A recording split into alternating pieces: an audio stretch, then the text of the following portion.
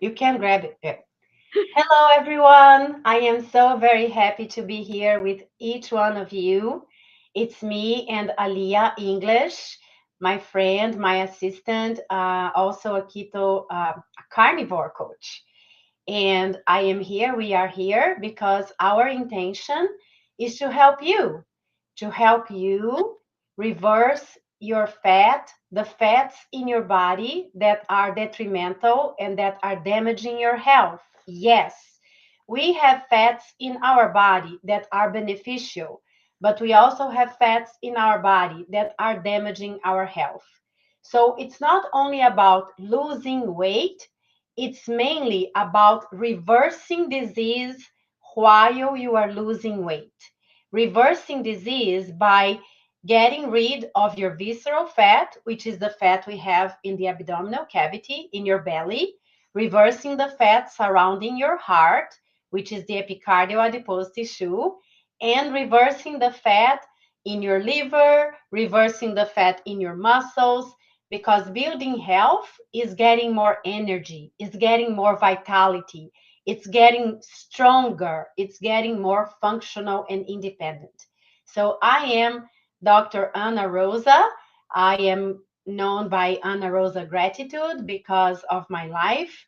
Gratitude helped me build my life again after the death of my husband in 2016 from colon cancer stage 4. So from grief to gratitude, and now building health and life together, holding our hands to the heart of our souls.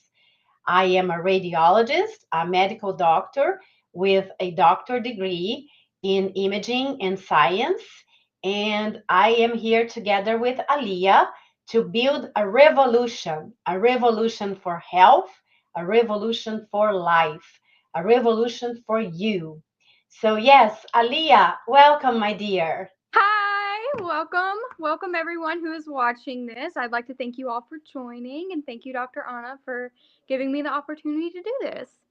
Yes, I am very grateful for Aliyah in my life. She came to my life through the Cutes Mighty Tribe. She is a keto, my God, she's a carnivore coach, and she is friends and work also together with Dr. Nelson from the Cutes Mighty Tribe. And I am so very, very happy and grateful for her being brought to my life and to my journey and to this mission that we have together. So, Aliyah, let's talk. Let's talk a little bit about health. Let's talk about the fats in our body and how we can get better and better every day in every way. Yeah, what should we start with, Dr. Anna? Whatever you want. Hmm. So let's start by talking about visceral fat. Yes, that's Yes, what I was because I think thinking it's too. the basics, Yes. right? So, what is visceral fat? First of all, we are living in a society that we are not eating properly. So, what we call diet is definitely what is the proper way of eating. We should be calling diet the diet of fattening ourselves, the diet that is creating inflammation in our bodies. So, the diet that has processed food, sugar, alcohol, smokes, drugs, marijuana, all these things that are damaging our body. This is the diet that is making you sick. What makes you healthy is eating proper food, eliminating processed foods, eliminating ultra processed foods, eliminating alcohol, carbs as low as possible. If you still want to keep your carbs, choose the carbs wisely, the carbs that are low glycemic index, and choose the amount as well. For low carb, less up to 50 grams a day, and for keto, up to 20 grams a day, the strict keto, and for carnivore, no carbs. But anyway, um, so we are eating in a way that we are damaging our bodies. We are living in a society in a way that we are damaging our bodies. The water is of bad quality with heavy metals and chlorine. So all these toxins come to our bodies daily. And that's how we get the formation of visceral fat. Because when you are damaging your body with these toxins, they need to be metabolized. They first go to your liver, and then your liver get extremely overloaded with fat. which is the fatty liver or hepatic steatosis. And when it progresses, it becomes inflamed, which is the steatohepatitis. And then if it keeps progressing, it leads to fibrosis, and it could lead to cirrhosis, which are used we are used to hear from people who are alcoholics or drink heavily. They could develop cirrhosis and they could develop liver cancer. But guess what? Nowadays, the incidence of cirrhosis and liver cancer is becoming exponential high because of fat, the fat in your liver, even more, progressing even more than people who have liver disease because of hepatitis B or hepatitis C. So then we got to the point that your liver is overloaded. And when your liver is overloaded, you start having, simply saying, you start having more sugar in your blood, which is prediabetes or diabetes. You start having more insulin, but then your body doesn't respond to the insulin the way it's supposed to, leading to insulin resistance. And you start having more triglycerides in your blood. These triglycerides are the cause of one inflammation that leads to endothelial or arterial damage, not the cholesterol, the inflamed cholesterol. And the triglycerides also lead to they have to go somewhere. And then your body starts building visceral fat, the fat in your belly, by increasing the volume first of the fat cells, and then later the size. And then it's a vicious cycle where you keep building inflammation, and the inflammation keep feeding the visceral fat, the cortisol, the cytokines, which are inflammatory molecules that lead to prediabetes, diabetes, damage in your brain, which is diabetes type 3, dementia, and everything else. So let's keep going, Alia. Now So, it's you.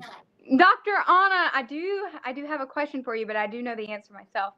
So, I think everybody here should know, if they don't already, the easiest way at home that you can measure your visceral fat is your height to waist, not your weight, ratio. So, if you're built like me, where you got a teeny tiny little waist and you got big hips, according to my weight, my visceral fat is going to say it's high, but it's really not as high.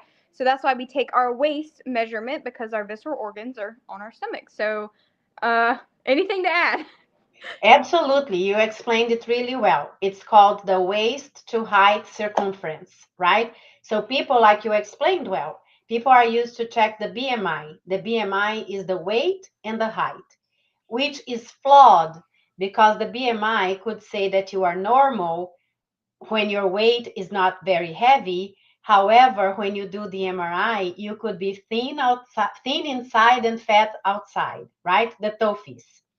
No, thin outside and fat inside, the TOFIs, which have normal BMI but are very metabolic unhealthy. Or you could be a person who has a lot of muscle and you're going to be like bulky, and you might be heavier, and you are normal, right? You it's going to say that your BMI is overweight, but it's not. It's because of having more muscle, which is awesome because muscle is the organ for longevity. So Alia said really well. Measure your waist to height circumference, which is the measurement on your waist, and the measurement over waist over height, and it should be less than zero point 0.5, less than half, for you to be considered within normal limits with low visceral fat. Awesome. Awesome reminder. So I weigh, 12 times 5 is, I don't know. 60.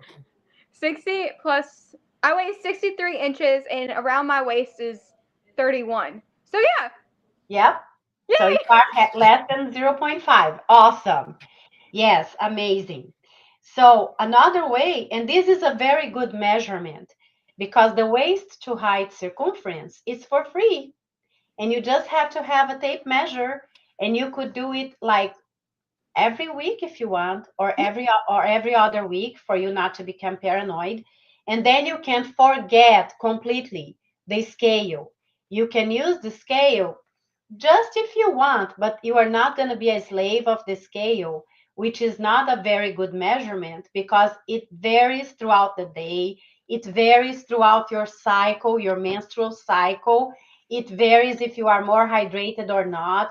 It varies if you are constipated, right? It varies if you eat like lots of food with lots of salt in the day before.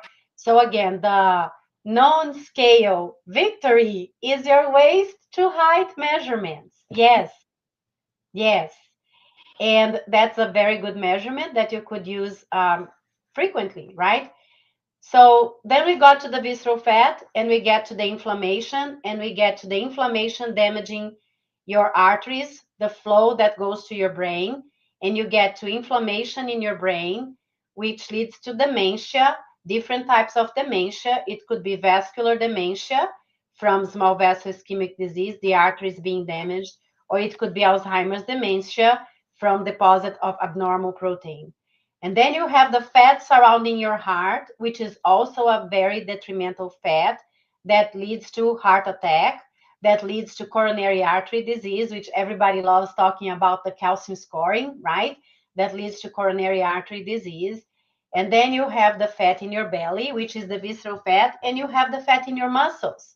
Because we got to remember that Aliyah, she's young and she has lots of muscles, but after 30 years old, I am 55 now, we start losing muscles all like super fast. And we don't want that because muscle is the organ for longevity. So the secret sauce is losing your fat, losing your weight while you are building muscles and bones. And for that, you could use your DEXA scan as measuring your trajectory. You could get a DEXA scan probably like $100 or less. And it's good to measure your trajectory. Every 3 to 6 months, you could repeat a DEXA scan because what you want to see is decreasing the fat, but at the same time, stable or even better, increasing your bone density and increasing your muscle lean mass. But if you really want to see what kind of fat you have in your body, the quality of the fat that you have in your body, you go and save your money and get an abdominal MRI without contrast because the abdominal MRI will give you the anatomic distribution of the fat. And you're going to be able to see how much you have it around your heart, how much you have it in your belly, and how are your muscles, which was what happened to me. And I do follow up with my DEXA scan as well. And I do follow up with the waist to height measurements. And I do follow up with the scale too, because I like getting up on the scale. Yes. How about you, Alia? Well, I have never had a DEXA scan or an MRI. So, You're very young, right? Yes. yes, I mean, I've never had a really reason to get any of them, but I do have like a body fat Oh, scale, and they're supposed to be as accurate as a DEXA scan when compared. yes. But Indeed, they are. indeed they are, and I think I need to put in my height and waist ratio because because my visceral fat it says it's either 15 or 14 on the scale, but I'm pretty sure if I put my height and waist in, it'll change. I'm really not sure what 15 even means, to be honest. Yes. I wasn't sure, but I do think it works really well because if you really, it says I have 103 pounds of muscle, which I feel like is fairly good, and I think it's like 6 or 7 pounds of bone mass, which I feel like I don't know if that's right for a human body or not. I'm not really sure. But I do like it, and I do like looking at it, and then it does show you like your water weight and stuff. So I noticed that some days when I drink more water, the next day my water weight will increase, or if I have a lot of Yes. electrolytes, the next day it will increase. So if you're just using a regular scale, it's not really great to weigh yourself every day or even twice a day, but if you have a scale that can show you more metrics and you just want to learn what's affecting your body, I think it's a really great tool because maybe some people don't tolerate dairy really well. So you go without dairy for say a week or two, you measure every day, twice a day, however much you want to weigh. It can be as much as you want. You just can't get it in your head. Don't get any kind of ideas up here. You're just, these are results for an experiment. You don't try and change anything. Just do what you're doing, and then the next week add in dairy. Do the same thing, and then you're gonna compare the results. And it could be, you can add in whatever ferments, dairy, anything you want. Okay, but we're looking at it from a results and data standpoint, and not I'm trying to lose weight right now. I'm trying to do this. I'm trying to do that. Because when you start to change things, when you're trying to do a control group, it doesn't work very well. So, Yeah. Yes, you do an experiment with yourself. You hmm are experimenting to see what works, what doesn't work. And for example, I am sensitive to dairy, right? So not sensitive that I have allergies, but I tend to eat more dairy than I really need to, and then I usually gain the weight. And like you said so well, if you are drinking too much water the other day, you are also going to be heavier on the scale. And if you are constipated, you're going to be heavier on the scale. And another way for you to check your visceral fat is laying down. If you lay down and your belly goes flat, it's because you have less visceral fat and you probably have more subcutaneous fat. If you lay down or if you're standing up and your belly is more protuberant, kind of resembling a pregnant belly that it's harder, that is visceral fat, and that's what you do not want for you. And regarding the subcutaneous fat, there are two types. One is really good, and you do not want it to get removed when you do liposuction, which is the superficial subcutaneous fat, which produces adiponectin, and it's good for your cardiovascular health. The other one is the one that it's detrimental, has the similar inflammatory characteristics as the one surrounding the heart and the one in your belly, and it's the deep subcutaneous fat. And again, why these three fats are bad for you? Deep subcutaneous fat, visceral fat, and fat surrounding your heart, because they produce molecules called cytokines. These cytokines are the culprit of creating inflammation in your body. They produce interleucin 1, interleucin 6, tumor factor necrosis alpha. They activate your macrophages, your lymphocytes. They increase neovascularization, everything that is called an inflammation cascade. And that damages the arteries of your body. That decreases the circulation, the oxygen, the blood flow to your organs. That increases cortisol, that increases glucose in your body, blood sugar, and that feeds the insulin resistance. So it was one thing feeding the other, one feeding the other, and it's a snowball effect and a cascade that leads again to damaging your brain, damaging your whole body. And you do not want that. And it's so simple to get it solved.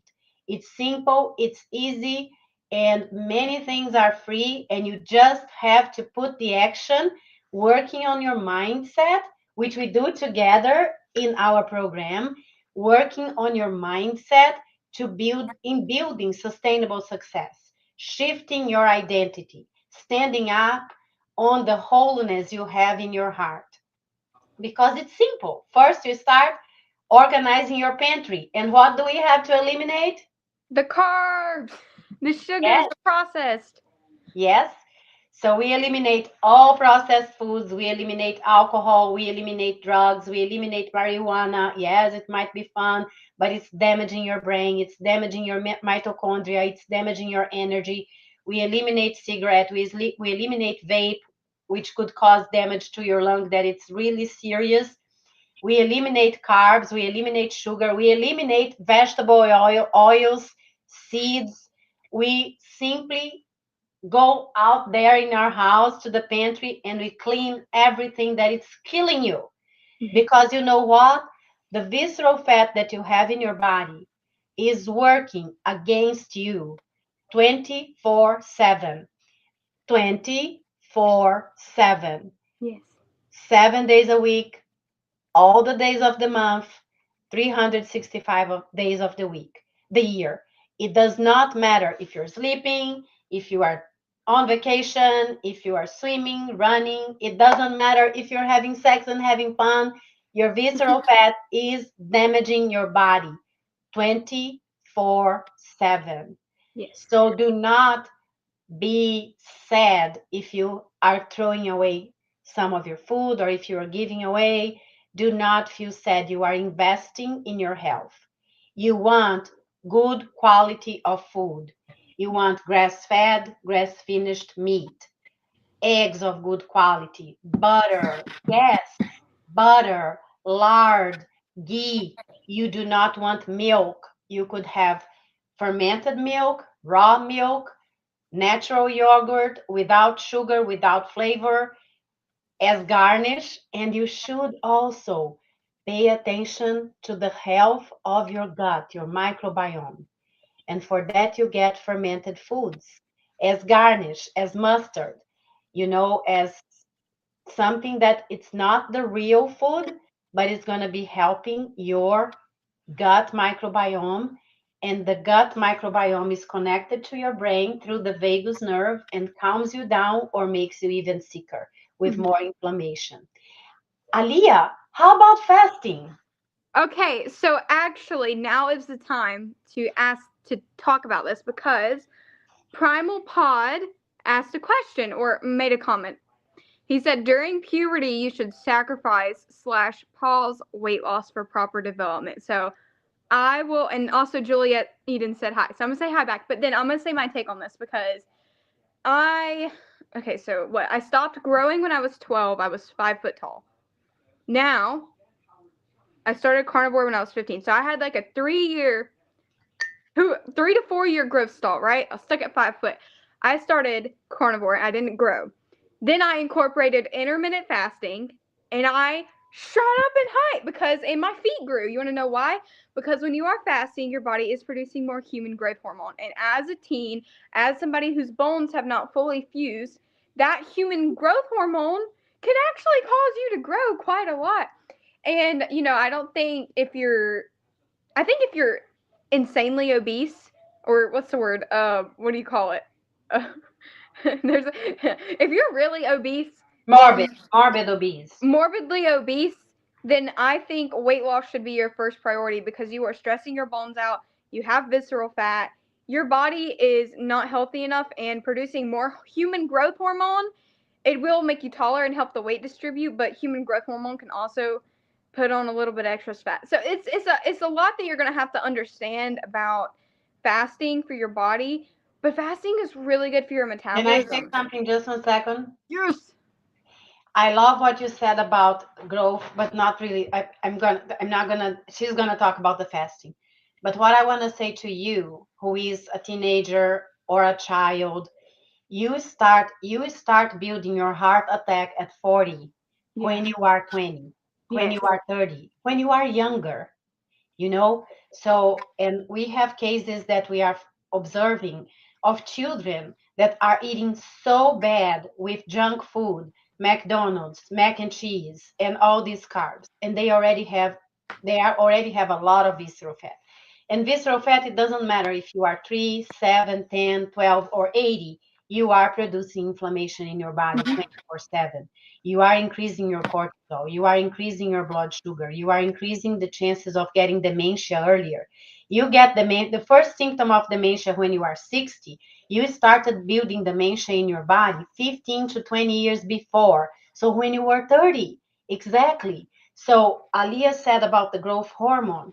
What I'm going to say is the more you are overweight, obese, inflamed, the more you have to be strict. Mhm. Or you have to be strict because it's primordial, fundamental. It's life or death for you to reverse your insulin resistance, for you to get rid of your visceral fat and of your inflammation. And when you say that you should not you should not deplete yourself from some things because you are growing, it's completely the opposite. When what she said, it's true. When you are eating things that are building inflammation, you are counteracting all the good growth. You are counteracting cognition, you are counteracting memory, you are counteracting attention, focus, decision, intelligence, you know. you are getting more anxious, you are counteracting your mood. So, decreasing inflammation, eating the proper way is going to improve not only the fat, but every other function in your body. And Yes. she explained the growth hormone before she talks about the fasting. I just want to say something too. Not only for teenagers, growth hormone is the hormone of youth. So it's not only the hormone for getting taller, it's not only the hormone that builds muscle, but it's also the hormone that keeps you younger Yes. with vitality, with energy, with looking good, with looking beautiful, with looking handsome. And who doesn't want that, especially if you are a teenager? Yes. Well, and then you are talking about the fountain of youth, and I'll get back on track with the fasting in a second. But Dr. Sabrina Solt, she did a presentation at Hack Your Health. She said, stem cells, just hype or the fountain of youth. And when you're fasting, your body is regenerating your stem cells. So Autophagy? Yep. yes, and it's well, there's so much more that you could like look into, but I really think what and I don't think everybody should be focusing on weight loss. I mean, it depends on where you're at, depends on your body composition now. Like there are some people who are going to have that body type where they're going to be 5'6", 120, 130 pounds, but they're going to be have a lot of visceral fat. So no, Yes. they're not. They're at the good weight. They shouldn't be focusing on losing weight. They should be focusing on losing fat Yes. and So they rebuilding are the muscle. trophies, the thin outside, fat inside. The ones that have a heart attack when they are 45 and they Hmm. die. And people are like, what happened? They looked so Yeah. healthy. They were not, because, like Alia said, they had lots of visceral fat. The BMI was wrong. The weight looking was wrong. So go and measure your waist to height measurement. Go look at your belly when you lay down or you are standing in the mirror because it's really important. And yes, she said something else that I forgot right now, but yes, that's very important that we take action now and we start taking action so then we can model for our kids, our grandkids. We can start building a generation that is healthy from day one.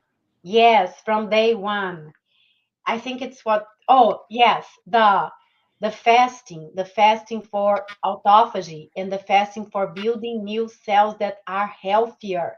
Like she said, the stem cells, right? And when you are fasting, you know what?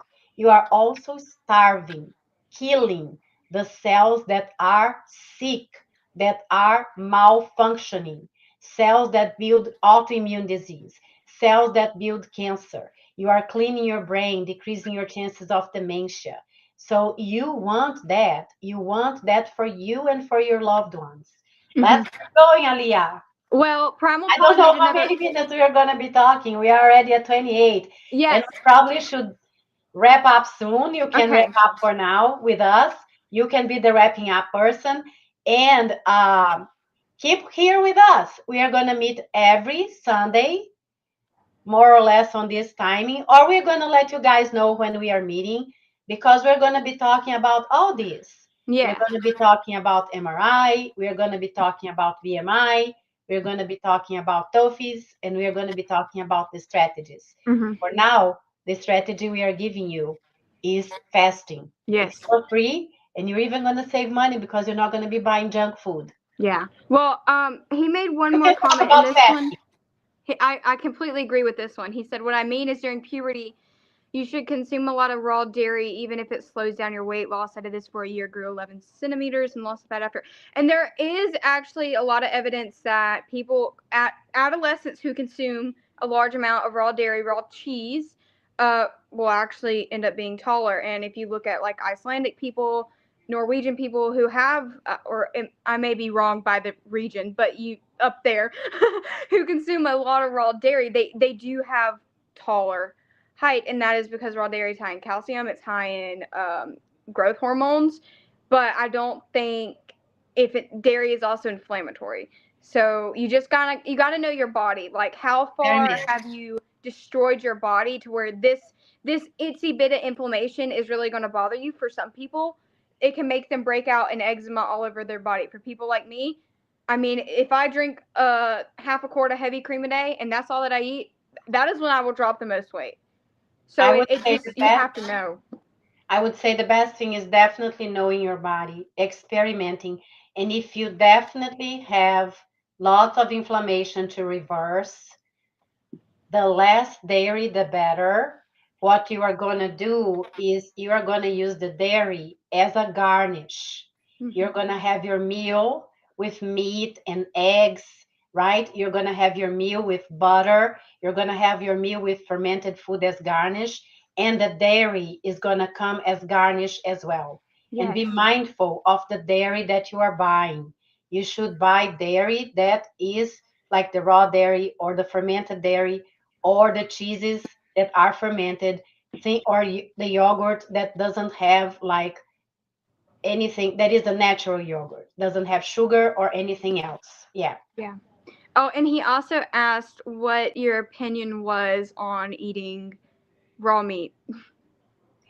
Well, I don't eat raw meat, but it's much more uh, a practice from my faith than from anything else. I don't. But I do eat meat that is not very well cooked, so it's kind of rawish, right?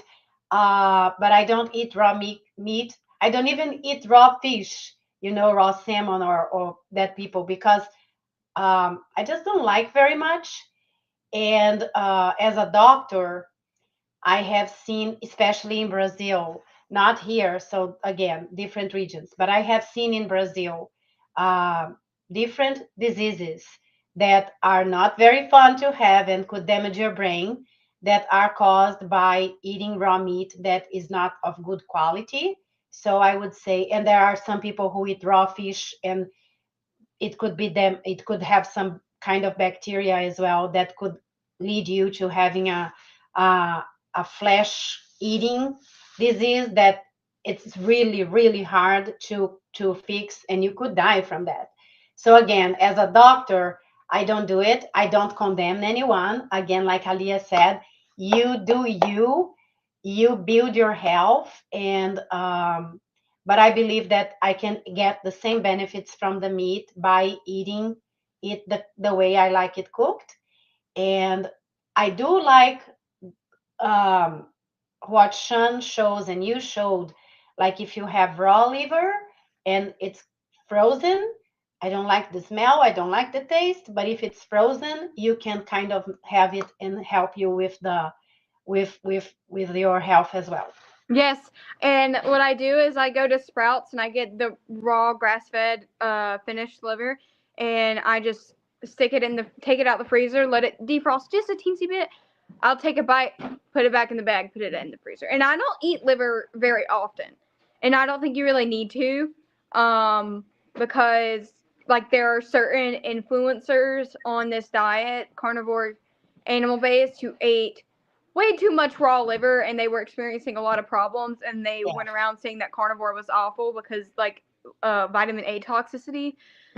And I'm not going to say who because everybody knows who it is. Yes.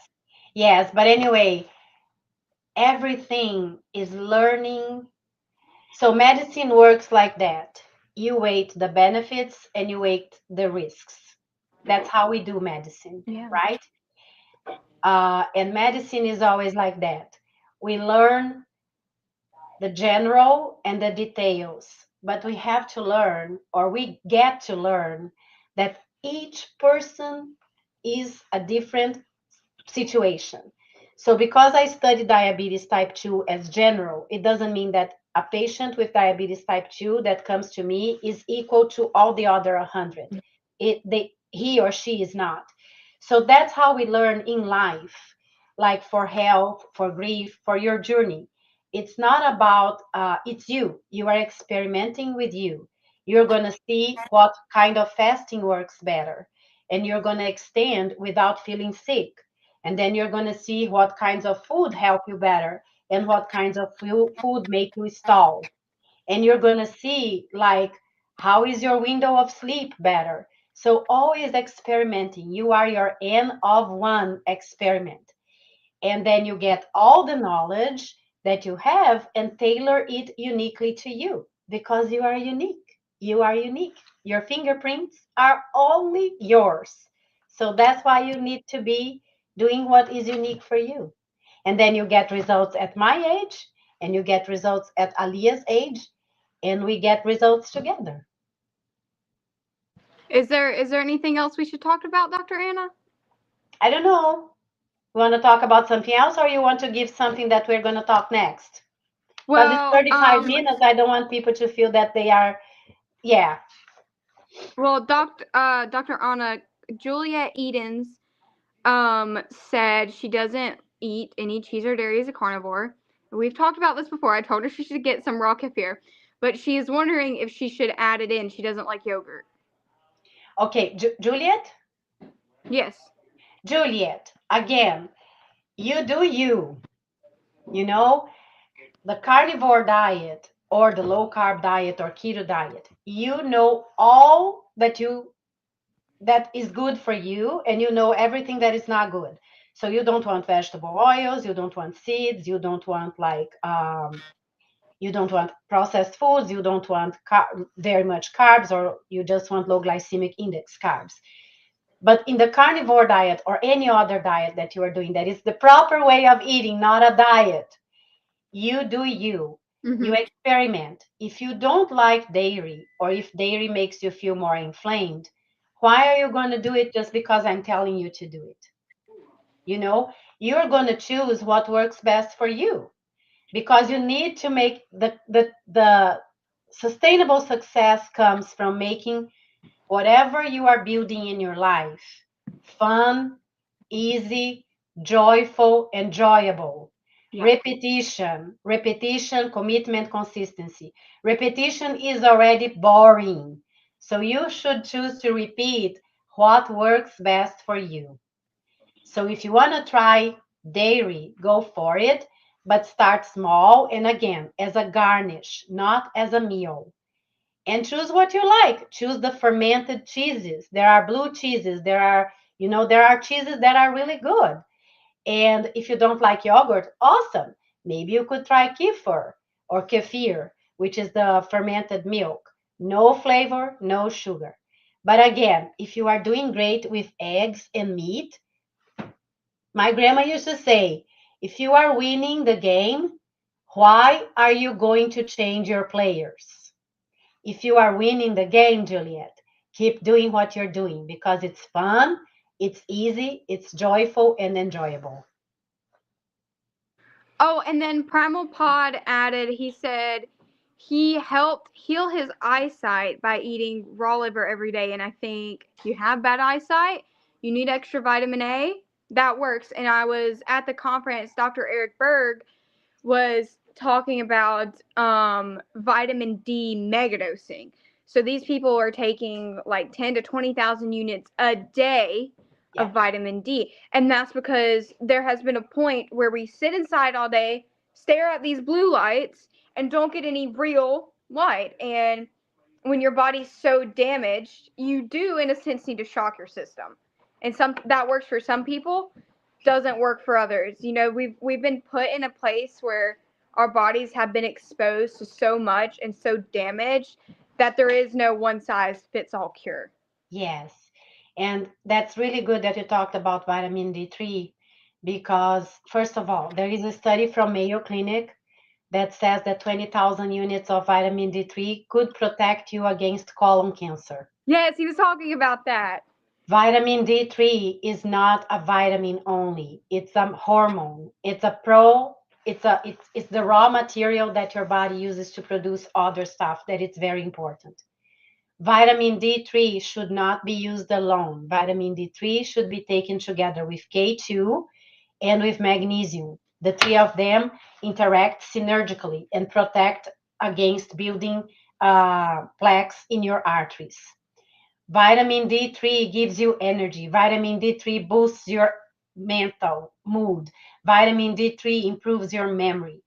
And whatever you are taking, vitamin D3, magnesium, all the other vitamins, vitamin B12, the vitamin of the complex B, always get your blood tests. You could go to your provider and you could say, together with my CBC, which is the common blood test that checks for anemia, ask your provider for tests that are really important for you to know.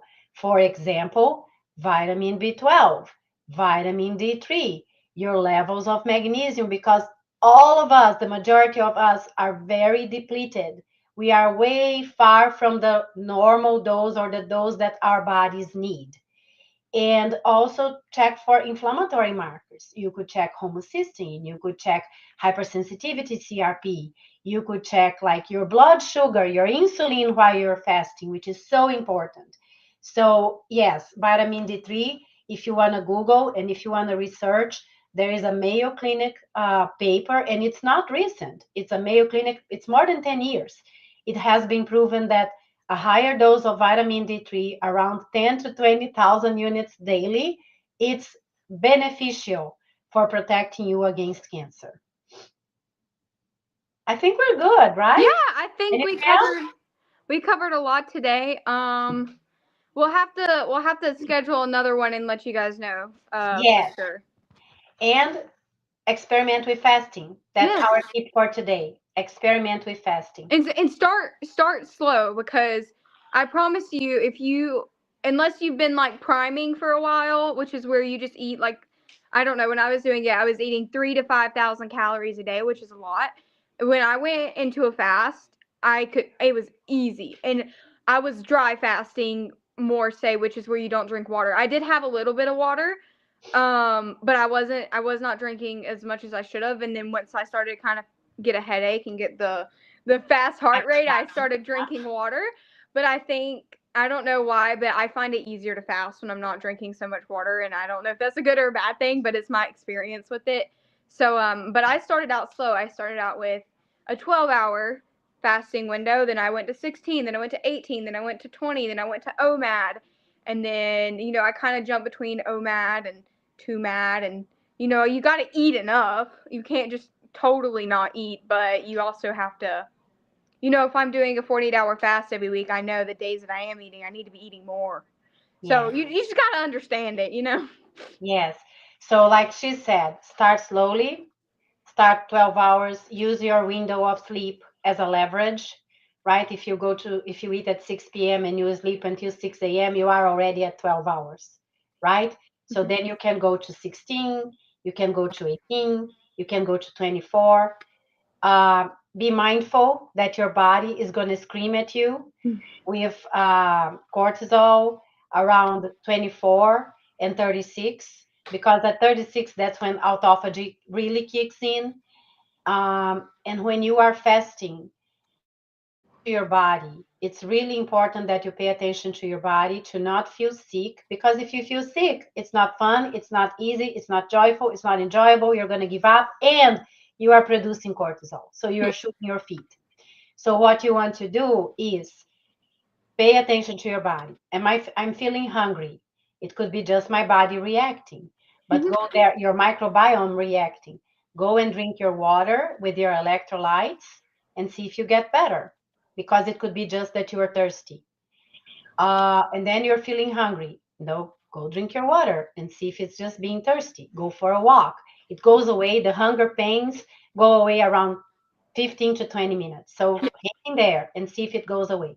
However, if you are feeling sluggish, if you are feeling low energy, if you are feeling clammy, if you are feeling like tachycardia with high heart rate, fast heartbeat, if you are feeling dizzy, that's the time that you are not going to be pushing your fasting.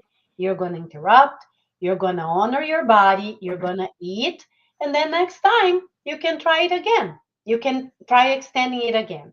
But do not beat your body up. You have to be respectful, because you don't want to feel sick, because then you are increasing cortisol. And that's not the point, right? Yeah. And I say, just from knowing kind of a little bit of psychology of your mind, set a small goal. So say you're eating 3 meals a day.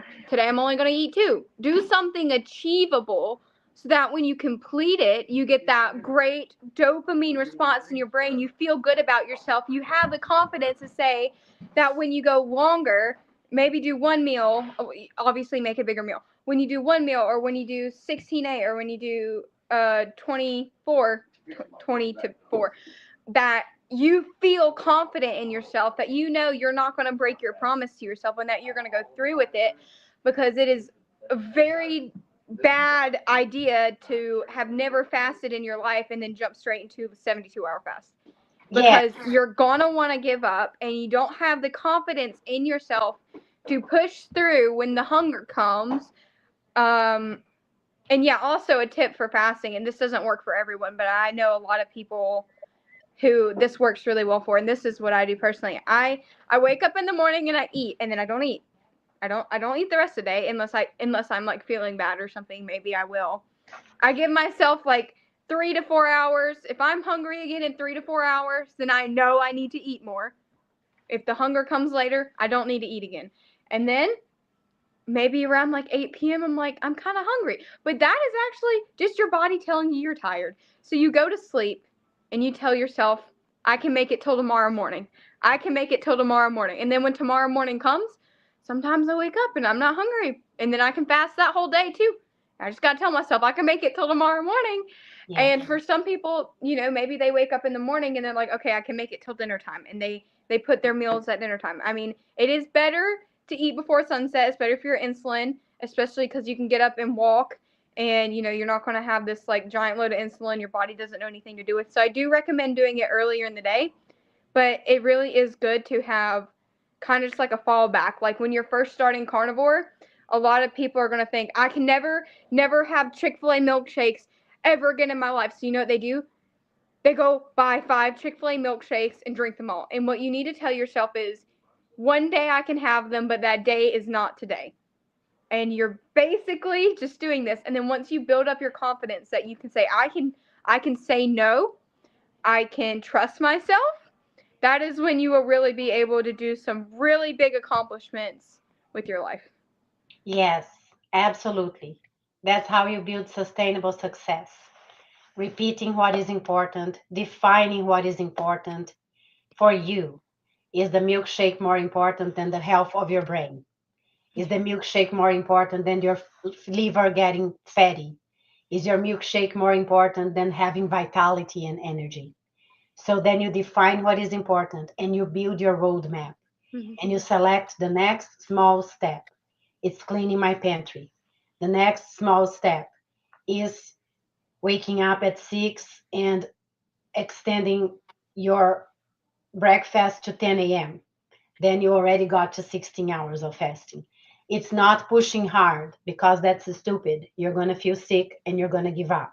And worse than that, you're going to feel sick, right? And remember, it's a scheduling for you, what is important for you. As if it's a surgery, as if it's a chemotherapy session. You're scheduling going to the gym, you're scheduling your window of eating. And commitment, consistency, compassion, knowing when to stop, knowing when to be kind to yourself, and celebration. Because what Alia said, you build trust in yourself when your brain starts believing that you do what you tell you're going to do that is important for you, that you don't give up, that you don't show up, simply you don't show up, right? So celebrating with a hug, with a high five, whatever, you gotta celebrate because that's when your brain releases dopamine, what she said, and that's when neuroplasticity closes the cycle and you start building a new identity that is your best friend, your best accountability partner, trusting you, trusting your word to you. Good. Yeah, that was awesome. I love you. I love you, Aliyah, and I love you all who are listening to us. And we hold each other. Come be with us in our community and come follow us and share. Both of us, she's almost like doesn't she look like me? Yeah, she is my daughter from my heart now. So come with us, and we are building a revolution, a revolution for health, a revolution for life, a revolution where you are here to live an unhindered life, free from sabotaging, free from what's holding you back, building your limitless legacy. Alia and Dr. Ana Rosa. Double A's. God bless you all. God bless everyone. Bye. Bye.